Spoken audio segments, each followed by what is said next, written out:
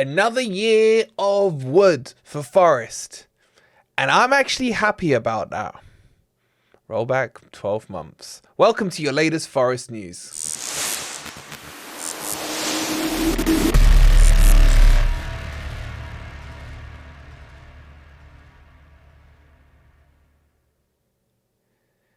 Good morning, good evening, or good night. I hope you guys are doing well, and welcome to your latest Nottingham Forest news. Coming up, we'll be telling you about Chris Wood and the contract details, which are absolutely baffling. We'll tell you about the latest with Aina, as not one person is staying on, but two. And what's with Martin ONeill, man? What is his beef with Forest? If you're enjoying the content, please don't forget to hit that like button. Subscribe to Forest Fan TV if you are new. And well done to all of you for smashing that like target yesterday of 500. Let's up the ante today. Let's go 555. All the fives. Let's see if you guys can get it. So if you haven't pressed the like, check down below. If the number's below 555, you know what to do. And man, how many of you are starting to feel like you're on the beach, because those Foco shirts are nearly sold out. The Hawaiian shirts, if you want it, you need to grab it now. Use code FFTV15 to get 15% off, not just your shirt, but anything else you purchase, be it any of these items on their store. Okay, let's kick this one off. And I'm going to start with Chris Wood, because this one is a little baffling. It's John Percy that tweeted it out. I'll just read the bit out about Chris Wood. For clarity, leading scorer Chris Wood, who has scored 8 goals in 9 appearances, has another year on his contract. The deal goes on to 24-25. Now, what's interesting and fascinating about this is potentially that does not mean that Forest was stupid and spent 15 million on a 1-year deal on Chris Wood, which was just mind-blowing, plus the 4 million, as we all know, for the loan fee. And why does that change my perspective of this? Because 15 million on a 1-year deal, all 15 million would go on PSR, and therefore Forest would be shooting themselves in the foot, as I've been screaming about for about a year now, well, 6 months now. But with this happening, with it being a 2-year deal, then obviously it gets split over the length of the contract, and means that Chris Wood has technically cost Forest 7.5 million a year on PSR, plus his wages, which are pretty astronomical. They're about 90k. But hey, right now he is worth it. 6 months ago, nowhere near worth it. And he needs a lot of credit for his performances. But on top of that, Nuno needs so much credit for the way he's used Chris Wood in the system that suits Nuno. And as we said, and I keep saying, when Nuno first signed up, it just seemed on our videos that we did and on our research that Chris Wood would fit the style of Nuno a lot better than Taiwo. And it looks like it's proving that out on the pitch. Now, in terms of Chris Wood signing this new deal, or not signing a new deal, but being extended, not even extended. Rewind. He's got a 2-year deal from the bat. But in terms of it, let's go to the old narrative on it. How do I feel about it? I think he deserves it. I think he's earned it. But I don't think Forest should sit back and rely on just Chris Wood for next year. Why do I say that? Because I think to Felipe, man. Felipe, who we were just so obsessed with last year with his performances. Seriously, one of the best centre-backs I've seen for ages at Nottingham Forest. And we all said come the summer that he is going to be the man, etc. He's had injuries that have plagued him. He's then announced his retirement, and to be honest, he looks half a yard too short of pace right now. And just incidentally on Felipe, what I'm hearing is we're not probably going to see him start another Forest match unless we have, and hopefully not, a barrage of injuries at centre-back. But bringing it back to Chris Wood, and why did I bring up Felipe? Because there is something in the back of my mind that says, okay, what if we get the same scenario with Chris Wood next year? And what if he picks up injuries? He's had a few this year. What if he goes off the boil? What if it doesn't quite work out? Now, all of those scenarios could be true, but the opposite scenarios could be true as well, that he continues on to his form. Could use Taiwo as the example. Taiwo basically kept us in the Premier League with his late goals last season, and he carried that form early on into this current campaign. So Chris Wood could do that. Now, I think the sensible thing here, and I don't know if this is going to be a popular opinion or not, but I think, wait for it, Forest should sell Taiwo this summer. If we can get him fit, let's say Forest get themselves safe in the next couple of weeks with 3 or 4 games to go. If Taiwo's back and fit by then, I would play him despite Chris Wood's form. Now, hear me out. Hear me out. Because I think because we've got Sheffield, we got Burnley, and we've got Chelsea, not in that order. But if Taiwo can go and get himself 1, 2, 3 goals, a couple of goals or whatever, I would then move him on into the summer and look to pick up maybe 30, 35 million pounds for him. Because at the moment, for me, Taiwo, there's 2 major issues. It's his injury proneness. It's getting silly now. It's just too much, too regularly. And the second thing is, it's still his Bambi on ice touch for me. So if we could do that, and here would be my plan, would be to start then Chris Wood, see how he is in pre-season, look at him maybe early in the season, but most definitely after the 1st of July, sign ourselves another striker. I've always said to you guys, my recruitment philosophy is always to try and get someone who's better or at least on par with what you've currently got. So what I'm saying here is don't recruit a striker to play second fiddle to Chris Wood. Recruit a striker who's either going to challenge him or be better than him going forward.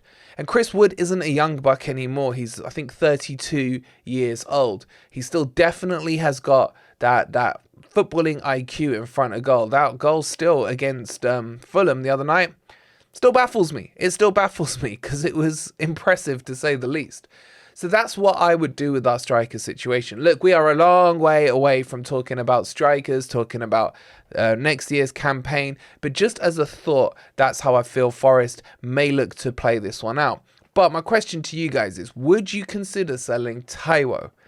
And can you even believe we are having this discussion about these two the opposite way around? Man, football is a crazy game. Let's move on to our next topic. And that is on Ola Aina. Ola Aina, who I think has been fantastic since we bought him. As Rob said the other day on Grumpy Old Reds, he was probably man of the match for the first 3 or 4 games at the start of the season. We were all saying, what an amazing free signing. How was no one else in for him, etc. He did fade a little in that period just before AFCON. And then at AFCON goes away and gets himself into team of the tournament, playing on the right-hand side of midfield at AFCON, not even in defence. And when we used him under Cooper, he was playing at right back, he was playing right wing back, and left wing back. He basically covers all the positions. And to pick him up for free. And now my thought process is, Tavares, one of those ones that I didn't want to sign in the first place, but one of those ones who, when you've seen what Nuno's done with him, you understand the way that he's freed up Callum Hudson-Odoi. Something we've always talked about on this channel. But defensively, he's still not good enough. And now my thought process goes to this. If Tavares is fit tomorrow, which I think he's about a week or so away, I still wouldn't start him. Even though I like the connection him and Callum Hudson-Odoi had down that left-hand side, I'm now thinking selfishly about Forest. And I'm thinking that Aina is a contracted Forest player. Therefore, why should we shop window Tavares? Because there's no real benefit for it to us. I mean, we'll just end up, if he plays well, pushing the price up for Arsenal. Yes, Forest, I believe, have, I think, a 12 to 15 million pound option to buy on him. But I don't think we need to spend that much money on a left back with our current financial situation. So for me, for the rest of the season, if we do get safe and there's games in hand for that, then play Aina and Callum Hudson-Odoi down that left-hand side and let that partnership develop between the two of them. And I think that will be more beneficial for Forest going forward. But the statement on this one was, Forest will trigger a contract option for Ola Aina, new 1-year deal regarding as the formality. What? New 1-year deal regarded as a formality. Those are the words. It was me, not the words. So what this basically means is that when we signed him up for a 1-year deal, and this happens a lot in Premier League football, is that the club then give themselves the option which they hold to extend the contract. So, for example, if he was, as he is now, was under a 1-year contract, technically speaking, in January, he could have started talking to other clubs under the Bosman rule.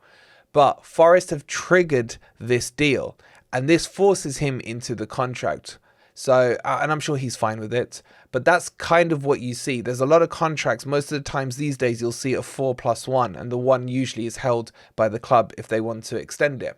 So I'm very happy with this Aina signing, and don't forget, it does give us options. If, you know, Nico Williams was to pick up a knock or go out of form or whatever, he can, Aina can switch to the right, and you can say the same about Nico Williams the other way. So we're looking in a better position. And on top of that, don't forget Omar Richards, who actually got an assist today for Olympiacos, and sounds like he played quite well.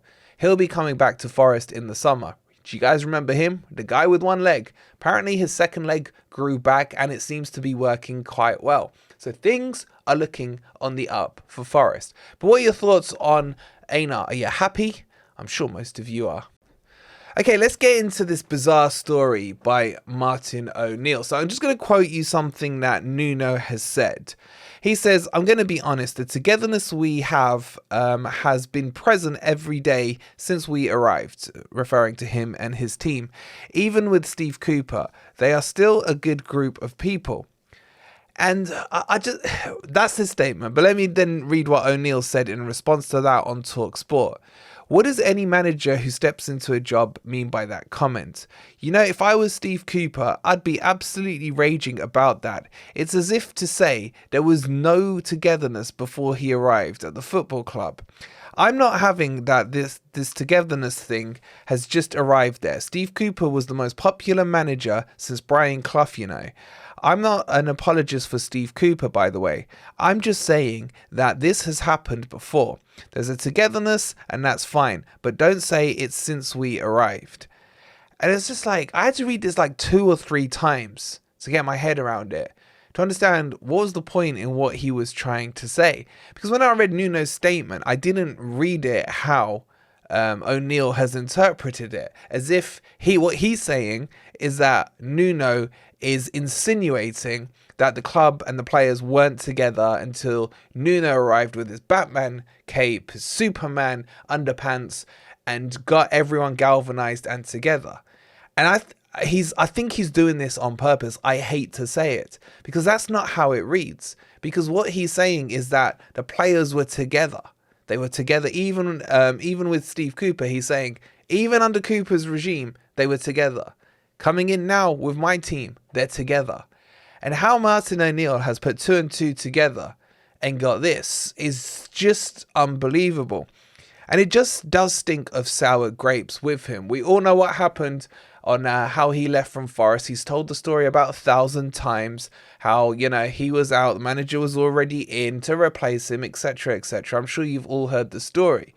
But he's just got to let it go. And I think he's really tarnished his image. Not just with me, but I'm not going to speak on your behalfs, but I assume, and let me know in the comments, that you guys will look at the stuff he's been saying recently about Forest and thinking, really, man? You were one of the miracle men. You won the European Cup. You played under Clough. And this is what you're saying about the club now? I get it. You had beef with Marinakis. But don't let that be the image that we remember you for. Now, I don't know what he was like as a player in his time at Forest. I don't know if he was a troublemaker. Obviously, that's all before I was even born. But I'd ask you guys, the golden age of you guys, the guys who lived through the Cloughy period, was there signs of this with ONeill in that time as a player? We know there was some issues with his medals being handed out. I remember hearing a story about that at some point. But was there this friction or not with him? And I've got to say, like, ONeill, for me, after he left Leicester back in the day, I always was looking forward to him coming to Forest. And I always felt when he came to Forest, he could be the one that would have got us out of the Championship. Then again, I thought that about a few managers. That didn't work out. And I just think that he doesn't like what happened in his time there. And I think he joined Forest too late. If he'd come to Forest maybe 10 years before he did, we could have seen different results. But hey, history is history. You can't rewrite it. But my message to ONeill is, bro, let it go, man. Stop tarnishing your image, your reputation, and the memories for those from the golden generation as well. And just move on, bro. Move on and stop talking about it. But let me know what you think about ONeill. That's your Forest news for today. From tomorrow, we are fully focused forward to Tottenham. Nothing more shall be discussed about the beautiful Fulham result that we had. Just like we did with the Palace match, we left that in the rearview mirror. We now do the same with the Fulham match because, for the cliche, the next game is now the most important. And we have to win this one. Not because it's make or break for relegation or what have you, but it's make or break for me, man. This is brother versus brother, and we haven't beaten Spurs yet in the league since we've been back, and we used to always beat them when I was a kid. And Nuno, this is your old club, man. You have a score to settle with. All right, I'll save it for the Spurs video. If you enjoyed the content, please don't forget to hit the like button. Subscribe to Forest Fan TV if you are new. Remember, 555 is the magic number today. We'll see you on the next video. Come on, you Reds.